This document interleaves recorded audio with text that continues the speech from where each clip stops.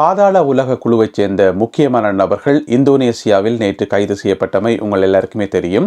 இதனை அடுத்து France, Belgium, Russia போன்ற நாடுகளில் இருக்கின்ற ஏனைய சில முக்கியமான பாதாள உலக குழுக்கள் பற்றிய தகவல்கள் தமக்கு கிடைத்திருப்பதாகவும் அவர்களையும் மிக விரைவில் கைது செய்ய இருப்பதாகவும் பொலிஸ்மா அதிபர் தகவல் வெளியிட்டிருக்கின்றார். இது குறித்து விரிவாக விளக்கமாக இந்த காணொளியில் பார்க்க இருக்கின்றோம்.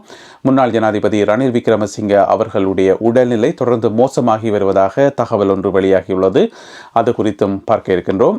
இனிய பாரதியின் உதவியாளராக செயல்பட்ட நபர் ஒருவர் வழங்கிய வாக்குமூலத்தை அடுத்து தம்பிலுவில் கிராமத்தில் இருக்கின்ற மயானம் ஒன்று தோண்டி பார்க்கப்பட்டுள்ளது. அது குறித்த செய்திகளையும் பார்க்கலாம். முன்னாள் அமைச்சர் ராஜித சேனாரத்ன இன்று வெள்ளிக்கிழமை கைது செய்யப்படலாம் என தெரிவிக்கப்படுகிறது.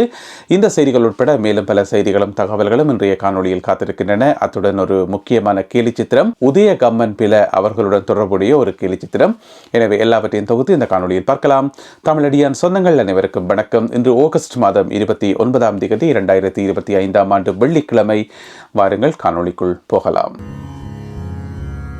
இந்தோனேசியாவில் இலங்கை போலீசார் மேற்கொண்ட அதிரடி நடவடிக்கை காரணமாக நேற்று பாதாள உலக குழுவைச் சேர்ந்த 6 பேர் கைது செய்யப்பட்டிருந்தார்கள். அவர்கள் மிக விரைவில் இலங்கைக்கு அழைத்து வரப்படுவார்கள் என சொல்லப்படுகிறது. இது சம்பந்தமாக நாங்கள் ஏற்கனவே விரிவாக விளக்கமாக இன்னொரு காணொளியில் பார்த்திருக்கின்றோம்.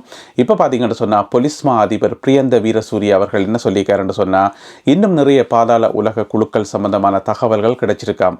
அதாவது இவர்கள் இங்கே மேற்கு நாடுகளில் பதுங்கி இருக்கிறார்களாம். குறிப்பாக பிரான்சிலும், பெல்ஜியத்திலும், பெலாரஸிலும், ரஷ்யாவிலும் இவர்கள் பதுங்கி இருக்கிறார்களாம். எனவே இவர்களுடைய இருப்பிடங்கள் தொடர்பான சகல தகவல்களும் தங்களுக்கு கிடைத்திருப்பதாகவும் இவர்களும் மிக விரைவில் கைது செய்யப்பட்டு நாட்டுக்கு அழைத்து வரப்படுவார்கள் எனவும் பொலிஸ்மா அதிபர் பிரியந்த வீரசூரிய அவர்கள் சொல்லியிருக்கின்றார். அது மட்டும் இல்லாமல் இன்னும் ஒரு முக்கியமான விஷயம் சொல்லியிருக்காரு என்று சொன்னால், இப்போ கடந்த காலங்களில் ஒரு பாதாள உலக குழுக்காரரை கைது செய்தா, யாராவது ஒரு பாதாள உலக குழு தலைவரை கைது செய்தா, யாராவது ஒரு அரசியல்வாதியோட ஃபோன் பண்ணி சொல்லுவார், அவர் எங்கடி ஆள்தானே அவரை விட சொல்லி. அப்படித்தான் நடக்கிறது கடந்த காலங்களில். ஏன்னு சொன்னால், பாதாள உலக குழு ஆக்களை உருவாக்கி அவர்களை ஊட்டி வளர்த்து அவர்களுக்கு அடைக்கலம் கொடுத்து அவர்களை பாதுகாக்கிறதை இந்த வெள்ளவேட்டி அரசியல்வாதிகள் தான். எனவே பொலிஸ்மா அதிபர் பிரியந்த வீரசூரிய அவர்கள் சொல்லியிருக்கார், இப்போ அவர்களுக்கு இந்த அரசியல் அடைக்கலமே கிடையாது, அதெல்லாம் முடிஞ்சு போச்சு எப்பயோ. எனவே ஒருவர் கைது செய்யப்பட்டால் அவர் எந்த விதமான தங்கு தடையும் இல்லாமல் சட்டத்துக்கு முன்னால் நிறுத்தப்பட்டு தண்டிக்கப்படுவார் என்று சொல்லி பொலிஸ்மா அதிபர் சொல்லியிருக்கிறார். எனவே அடுத்தடுத்த கைதுகள் மிக விரைவில் நடைபெறும் என நாங்கள் எதிர்பார்க்கலாம். ரணில் விக்ரமசிங்க அவர்கள் கைது செய்யப்பட்டதை அடுத்து கொழும்பு கோட்டை நீதவான் நீதிமன்றத்துக்கு முன்னால் ஆர்ப்பாட்டம் செய்தவர்கள் தொடர்பான தகவல்கள் இப்பொழுது தீவிரமாக சேகரிக்கப்பட்டு வருவதாக சொல்லப்படுகிறது. அதாவது சிசிடிவியில் பதிவான காட்சிகள் மற்றும் ஏனைய தொழில்நுட்பங்களை வைத்து அவர்கள் ஒவ்வொருத்தராக அடையாளம் காணப்பட்டு வருவதாக சொல்லப்படுகிறது. அதாவது கோட்டை நீதவான் நீதிமன்றத்துக்குள்ள அத்துமீறி நுழைந்து கிட்டத்தட்ட ஒரு வன்முறை தானே. எனவே அந்த மாதிரியான வன்முறையில் ஈடுபட்டவர்களை ஒவ்வொருத்தராக 1 by 1 அடையாளம் காண்பதற்கான நடவடிக்கைகள் எடுக்கப்பட்டு வருவதாகவும் ஏற்கனவே ஒரு சிலர் அடையாளம் காணப்பட்டிருப்பதாகவும் போலீஸ் வெளியிட்டுள்ள தகவலில் சொல்லப்பட்டிருக்கிறது. இதே நேரம் ஒரு போலீசார் ஒருவர் மேல தாக்குதல் நடைபெற்றது. உங்களுக்கு தெரியும், அன்றைக்கு ரணில் விக்ரமசிங்க அவர்களுக்கு ஆதரவாக ஆர்ப்பாட்டம் செய்யறோம் என்று வெளிக்கிட்டு போலீஸுக்கு அடிச்சவே ஒரு தண்ணி போத்தலால ஒரு போலீசாருக்கு மூக்கால் அடிச்சு, இப்ப நீங்க படத்துல பார்க்கிற இவர் தான் அந்த போலீஸ் உத்தியோகத்தர். இவருடைய மூக்கில் இருந்து ரத்தம் வர்ற காரணத்தால அது காட்டக்கூடாதுன்றதுக்காக நான் பிளர் பண்ணியிருக்கிறேன். இவர் தான் அந்த போலீஸ் உத்தியோகத்தர். இவர் மேல தாக்குதல் நடத்தியவர் இப்ப அடையாளம் காணப்பட்டு கைது செய்யப்பட்டு விளக்கமறியலில் வைக்கப்பட்டிருக்கின்றார். நேற்று இவருக்கான விளக்கமறியல் அறிவிக்கப்பட்டது. செப்டம்பர் மாதம் 8ஆம் தேதி வரை அந்த குறிப்பிட்ட நபர் விளக்கமறியலில் வைக்கப்பட்டிருக்கார். அவருக்கு 52 வயதாம். 52 வயது. அவருடைய பேர் பார்த்தீங்கன்னு சொன்னா தனுக ஹெட்டியாராச்சி என்று சொல்லி அவர் ஒரு முன்னாள் பிரதேச சபை உறுப்பினராம். யோசிச்சு பார்த்தோம்னு சொன்னா ஒரு 52 வயதுடைய நபருக்கு, ஒரு முன்னாள் பிரதேச சபை உறுப்பினருக்கு கூட நிதானம் இல்லை. அவருக்கு தெரியாது போலீஸுக்கு அடிச்சா என்ன நடக்கும் என்று சொல்லி இப்ப அவர் கைது செய்யப்பட்டு விளக்கமறியலில் வைக்கப்பட்டிருக்கின்றார். செப்டம்பர் மாதம் 8ஆம் தேதி வரை. முன்னாள் ஜனாதிபதி ரணில் விக்ரமசிங்க அவர்களுடைய உடல்நிலை தொடர்ந்தும் மோசமாகி வருவதாக சொல்லப்படுகின்றது. அவர் அதிதீவிர சிகிச்சை பிரிவிலே சிகிச்சை பெற்று வருகின்றார். அவருக்கு இருதயத்தில் அடைப்பு ஏற்பட்டிருப்பதாக சொல்லப்படுகின்றது. ஏற்கனவே மருத்துவர்கள் சொல்லியிருந்தார்கள் அவருக்கு இருதயத்தில் ஒரு சத்திர சிகிச்சை ஒன்று செய்யணும் என்று சொல்லி. இப்போ பார்த்தீங்கன்னு சொன்னால் அவருக்கு 3 விதமான அடைப்புகள் ஏற்பட்டிருப்பதாக சொல்லப்படுகிறது. அது மட்டுமில்லாமல் நுரையீரல் திசுக்களில் தொற்று ஏற்பட்டிருப்பதாகவும் சொல்லப்படுகிறது. எனவே இப்படியான நிலைமையில் தொடர்ந்தும் சிகிச்சை பெற்று வருகின்றார். அதி தீவிர சிகிச்சை பிரிவிலே சிகிச்சை பெற்று வருகின்றார் முன்னாள் ஜனாதிபதி ரணில் விக்ரமசிங்கே அவர்கள். என்னென்னு சொன்னால், அவர் பிணையில விடுவிக்கப்பட்ட பிறகு சொல்லப்பட்டது அவர் உடனடியாக வீடு திரும்புவதற்கான வாய்ப்புகள் இருக்கு என்று சொல்லி. ஆனால் மருத்துவர்களுடைய அறிக்கையை பார்க்கும்போது அவர் இப்போதைக்கு வீடு திரும்ப மாட்டார் என்று சொல்லப்படுகின்றது. இந்த ஆபத்தான கட்டம் என்று சொல்லுவது தானே, ஒருவர் சிகிச்சை பெற்றுக் கொண்டு வரைக்குள்ள ஆபத்தான கட்டம் என்று சொல்லி, அந்த ஒரு கட்டத்தில் தான் இன்னமுமே ரணில் விக்ரமசிங்கே அவர்கள் இருக்கிறார். அந்த கட்டத்தை அவர் இன்னும் தாண்டவில்லை என்று சொல்லி மருத்துவமனை வட்டாரங்கள் தகவல் வெளியிட்டுள்ளன. முன்னாள் அமைச்சர் ராஜித சேனாரத்ன அவர்கள் இன்று வெள்ளிக்கிழமை கைது செய்யப்படுவதற்கான வாய்ப்புகள் இருப்பதாக சொல்லப்படுது. ஏன்னு சொன்னால், அவருக்கு இன்றைக்கு வழக்கு இருக்குது. இன்றைக்கு நீதிமன்றத்துக்கு வந்தே ஆகணும் என்று சொல்லி நீதிமன்றம் ஏற்கனவே அழைப்பானை அனுப்பிட்டது. கட்டாயம் அவர் நீதிமன்றத்துக்கு வந்துதான் ஆகணும் என்று சொல்லி இவ்வளோ காலம் பார்த்தீங்கன்னு சொன்னால் எங்கேயோ ஒளிச்சோடி கொண்டு திரிகிறார், இங்கே என்ன தெரியாதால். எனவே இன்றைக்கு வெள்ளிக்கிழமை ஆகஸ்ட் மாதம் 29ஆம் தேதி அவர் நீதிமன்றத்துக்கு வந்துதான் ஆகணும்.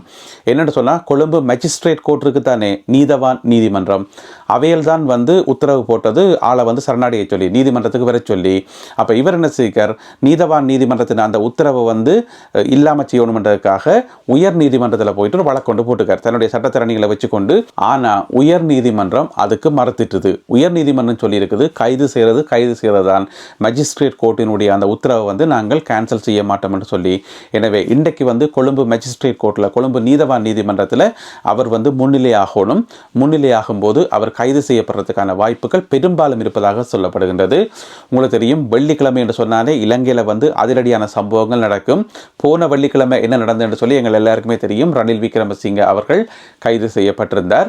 இன்றைக்கு பார்த்தீங்கன்னு சொன்னால், இன்றைக்கும் வெள்ளிக்கிழமை தான். எனவே ராஜித சேனாரத்ன அவர்கள் இன்றைக்கு நீதிமன்றத்தில் கட்டாயம் முன்னிலையாவார் என்று சொல்லப்படுகிறது. எனவே இன்றைக்கும் தரமான சிறப்பான ஒரு சம்பவம் நடக்கும் என்று சொல்லி நாங்கள் எதிர்பார்க்கலாம். இது ஒரு எதிர்ப்பு குரல் மட்டும்தான். பிறகு யூடியூபருக்கு முட்கூட்டியே எப்படி தெரியும் என்று சொல்லி அது ஒரு பிரச்சனையாக போயிடும். எனவே இது ஒரு எதிர்ப்பு கூறல் மட்டும்தான். மிச்சத்தை பொறுத்திருந்து பார்ப்போம். அம்பாறை மாவட்டத்தில் இருக்கக்கூடிய தம்பிலுவில் கிராமம், அந்த கிராமத்தில் இருக்கக்கூடிய மயானம் ஒன்று நேற்று தோண்டி பார்க்கப்பட்டது. நீதிபதியின் முன்னிலையில் ஜேசிபி இயந்திரங்களை கொண்டு தோண்டி பார்க்கப்பட்டது. ஏன் தோண்டி பார்க்கப்பட்டன்னு சொன்னால், இனிய பாரதியக்கார் தானே, அவருடைய நெருங்கிய சகாவாக செயல்பட்ட நபர் ஒருவர் 2005ஆம் ஆண்டு காலப்பகுதியில் இனிய பாரதியோடு சேர்ந்து செயல்பட்ட நபர் ஒருவர் இப்போ அரசாங்க சார்பாக மாறி தான் செய்த ஒரு படுகொலையை பற்றி தானே போய் வாக்குமூலம் கொடுத்து நானே இந்த வழக்குக்கு ஒத்துழைப்பு வழங்குறேன்னு சொல்லி அரச சாட்சியாளராக மாறிட்டார். அவருடைய பேர் என்னென்னு பார்த்தீங்கன்னு சொன்னால், அவருடைய பேர் ஜூட், சொந்த பேர் சுரேஷ் கண்ணா. அப்போ இந்த ஜூட் என்ன செய்கிறார், இவர் தானே இனிய பாரதியினுடைய சகாவாக இருந்தவர். இவர் இன்னும் ஒரு நபரை கடத்தி கொலை செய்து அங்கே புதைச்சிருக்கிறார். புதைச்சி பிறகு நான் நினைக்கிறேன் அவருக்கு மனச்சாட்சி உறுதிச்சதோ இல்லை இன்னும் தெரியல, கொஞ்சம் காலம் சத்தப்படாமல் இருந்து ஓடு போய் பொலிசுக்கு தானே போய் வழியை சொல்லியிருக்கார், இந்த மாதிரி நான் இங்கே ஒரு ஆளாக புதைச்சினான்னு சொல்லி. இப்போ அவரை நேற்று கைவிலங்கெல்லாம் போட்டு அந்த இடத்துக்கு கூட்டிக் கொண்டு அவரையும் வச்சுக்கொண்டு அவர் சொன்ன இடங்கள் எல்லாம் தோண்டி தோண்டி பார்க்கப்பட்டது. ஆனால் நேற்று அந்த எலும்பு கூடுகளோ அல்லது புதைக்கப்பட்டதுக்கான ஒரு எச்சமோ எதுவுமே கண்டுபிடிக்கப்படலை. பிறகு பின்னேரம் இருட்டி டண்டி போட்டு அதை அப்படியே நிப்பாட்டியாச்சு. இன்றைக்கு வெள்ளிக்கிழமை காலம் 11 மணியிலிருந்து திருப்பி தோண்டி பார்க்கப்படும் என்று சொல்லப்படுகிறது. இவர் யாரை கடத்தி கொலை செய்தவர் என்று சொன்னால், ஒரு தொலைத்தொடர்பு நிறுவனத்தில் சிம் விற்பனையாளராக இருந்த ஒரு நபர், அருளானந்தன் சீலன் என்று சொல்லப்படுற ஒரு நபரை தான் கடத்தி கொலை செய்தான் என்று சொல்லி இவர் வாக்குமூலம் கொடுக்க போய் நேற்று அவரையும் கூட்டிக் கொண்டு வச்சு எல்லா இடமும் தோண்டி பார்க்கப்பட்டது தம்பிலுவில் கிராமத்தில் இருக்கக்கூடிய ஒரு மயானத்தில். ஆனால் நேற்று எந்த விதமான ஆதாரங்களும் கண்டுபிடிக்கப்படவில்லை. இன்று வெள்ளிக்கிழமை தொடர்ந்தும் அகழ்வு பணிகள் இடம்பெறும் என தகவல்கள் வெளியாகி உள்ளன. அடுத்ததாக இன்றைய கேலி சித்திரம் கார்ட்டூன். மிகவும் சர்வசாதாரணமான ஒரு எளிமையான கேலி சித்திரம். ஆனால் அதுக்குள்ளே ஆழமான அர்த்தம் இருக்குது. உதயகம்மன் பிள்ளை இருக்கார் தானே, அவர் பயந்து கொண்டு போகிறார், நடந்து கொண்டு போய்களை திரும்பி பார்க்குறார். பின்னுக்கு ஒரு நிழல் உண்டு, அவரை தொடர்ந்து பின்னுக்கு வருது. அந்த நிழல் எழுதப்பட்டிருக்கிறது சிஐடி என்று சொல்லி, குற்றப்புலனாய்வு பிரிவு என்று சொல்லி. எனவே குற்றப்புலனாய்வு பிரிவு இப்போ உதயகம்மன் பிளவை தொடர ஆரம்பிச்சிருக்குது, அவரை கண்காணிக்க ஆரம்பிச்சிருக்குது. எனவே அவருக்கு எந்த வெள்ளிக்கிழமையோ அன்றைக்கு பவக்கட்டு இருக்குமா இல்லையா அதுவும் தெரியலை. எல்லாத்தையும் பொறுத்திருந்து பார்ப்போம். இந்த ஒரு கேலி சித்திரம் மற்றும் இன்றைய காணொலியில் பகிர்ந்து கொள்ளப்பட்ட செய்திகள் தொடர்பான உங்களுடைய கருத்துக்கள் என்ன என்பதை மறக்காமல் கீழே எழுதுங்கள். மீண்டும் மற்றும் ஒரு காணொலியில் உங்களை சந்திக்கின்றேன். அதுவரை நன்றி, வணக்கம்.